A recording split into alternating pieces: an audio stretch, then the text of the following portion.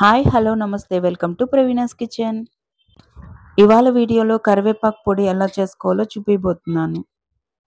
కరివేపాకే కదా అని తేలిగ్గా అనుకుంటాం కానివ్వండి, దాంట్లో చాలా విటమిన్స్ ఉన్నాయి. తయారీ విధానం: ముందుగా దీనికి కావలసిన పదార్థాలు: ఫ్రెష్ కరివేపాకును తీసుకొని శుభ్రంగా కడిగి ఒక గిన్నెలో ఆరబెట్టుకోవాలి.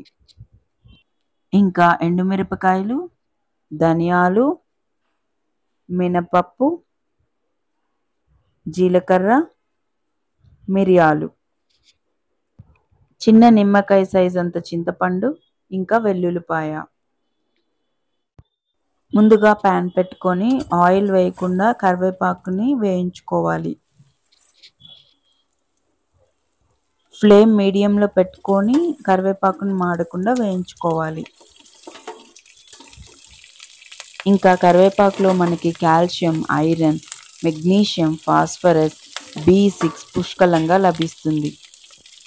ఇంకా కంటికి, హెయిర్ గ్రోత్కి చాలా మంచిది. కూరల్లో వేసినప్పుడు ఏరి పడేస్తూ ఉంటారు. ఇలా పొడి కొట్టుకొని తింటే హెల్త్కి కూడా చాలా మంచిది. కరివేపాకు ఒక ప్యాన్ మీద వేగుతూ ఉంటుంది. ఇప్పుడు వేరే ప్యాన్ తీసుకొని దాంట్లో తగినంత ఆయిల్ వేసుకోవాలి. ఆయిల్ వేడెక్కిన తర్వాత ఇందులోకి 1 టేబుల్ స్పూన్ జీలకర్ర వేసుకోవాలి.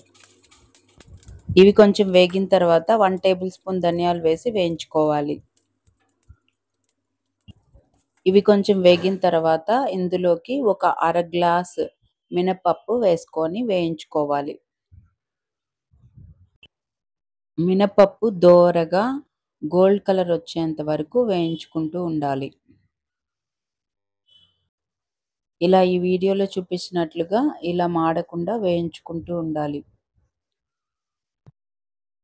కొద్దిగా టైం పడుతుంది, కొద్దిగా ఓపికగా వేయించుకోవాలి. ఇవి కొంచెం దోరగా వేగిన తర్వాత ఇందులోకి ఒక 4 మిరియాలు వేసుకోవాలి. ఇలా మిరియాలు వేసుకోవడం వల్ల మనకి కరివేపాకు పొడి అనేది చాలా రుచిగా ఉంటుంది. ఇలా దోరగా వేగిన తర్వాత ఇప్పుడు ఇందులోకి ఒక 15 ఎండుమిరపకాయలు వేసుకోవాలి. ఇప్పుడు ఎండుమిరపకాయలు వేగిన తర్వాత తీసి పక్కన చల్లారనివ్వాలి.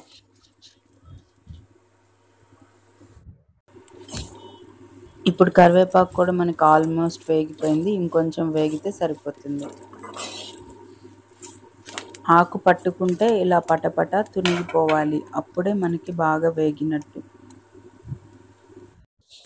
ఇలా బాగా వేగిన తర్వాత మనం కరివేపాకుని ఇలా పక్కన పెట్టుకొని చల్లారనివ్వాలి. ఇప్పుడు ఒక మిక్సీ జార్ తీసుకొని అందులోకి ఎండుమిర్చి ఇంకా మినపప్పు మిశ్రమాన్ని మొత్తం వేసుకొని మిక్సీ పట్టుకోవాలి.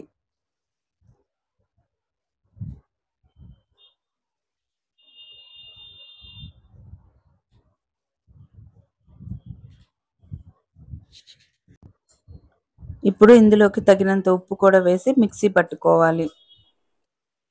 మిక్సీ పట్టుకున్న తర్వాత ఇందులోకి వేయించిన కరివేపాకు కూడా వేసుకోవాలి.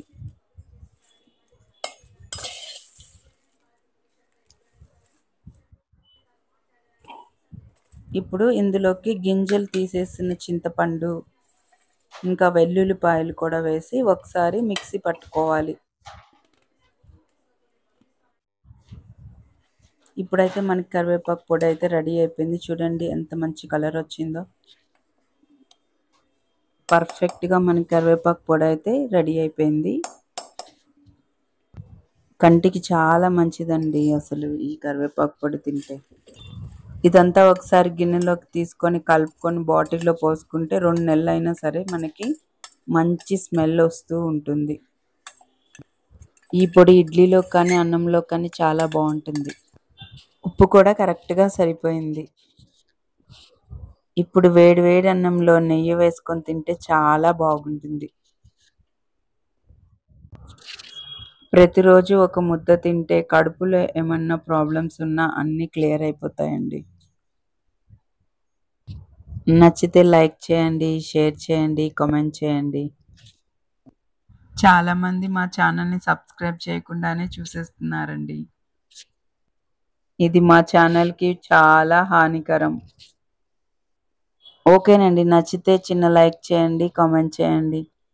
Thanks for watching. బాయ్.